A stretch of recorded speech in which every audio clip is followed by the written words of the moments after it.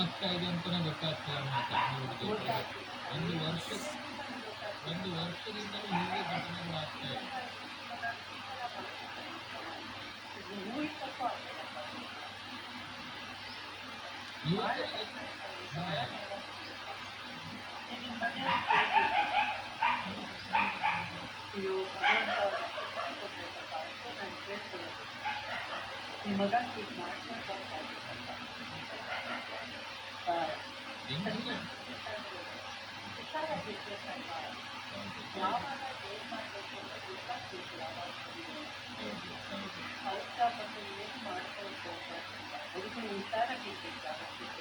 ಎಷ್ಟು ಬೇಕೋ ಅಷ್ಟು ಮಾಡ್ತೇವೆ.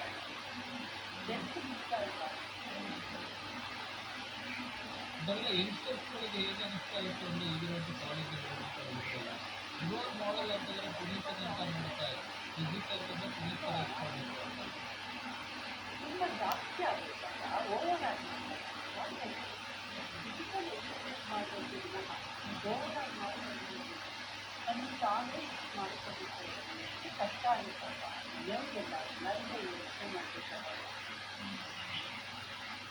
ನೀವು ತುಂಬ ಕಷ್ಟ ಆಗ್ತಿದೆ. ಏನು ಮಾಡಬೇಕು ಏನು ಹೇಳಬೇಕು ತಾನೇ ಗೊತ್ತಾಗ್ತಿಲ್ಲ.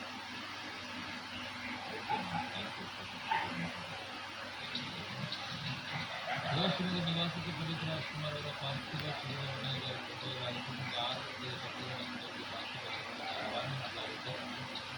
ಶಿವಮೊಗ್ಗ ನಿವಾಸಿ ಪುನೀತ್ ರಾಜ್ಕುಮಾರ್ ಅವರ ಪಾರ್ಥಿವ ಶರೀರವನ್ನು ಇವತ್ತಿನ ವಿಷಯವನ್ನು ತೋರಿಸ್ತಾ ಇದ್ವಿ. ಆಂಬ್ಯುಲೆನ್ಸ್ ಒಂದು ಆಸ್ಪತ್ರೆ ಒಳಗಡೆ ತೋರಿಸ್ತಾ ಇದ್ವಿ. ಅದೇ ಯಾರು ಕೂಡ ಇದಾಗ್ತಾ ಇಲ್ಲ.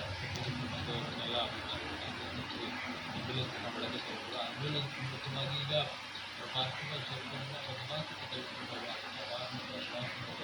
ವಾಸದಿಂದ ಸಂಪೂರ್ಣಕ್ಕೆ ತೆಗೆದುಕೊಳ್ಳಲಾಗುತ್ತೆ. ಸಂಜೆ 6 ಗಂಟೆ ನಂತರ ಸಾರ್ವಜನಿಕ ಗಮನದಲ್ಲಿ ವ್ಯವಸ್ಥೆಯನ್ನು ಮಾಡಲಾಗುತ್ತೆ. ಭಾನುವಾರ ಪುನೀತ್ ರಾಜ್ಕುಮಾರ್ ಅವರ ಅಂತ್ಯಕ್ರಿಯೆ ಪ್ರದೇಶದಲ್ಲಿರುವಂಥ ಪುನೀತ್ ರಾಜ್ಕುಮಾರ್ ಪುತ್ರಿ ಆಗಮಿಸಬೇಕಾಗಿದೆ. ದೊಡ್ಡ ಮಗಳು ಬರಬೇಕಾಗಿದೆ.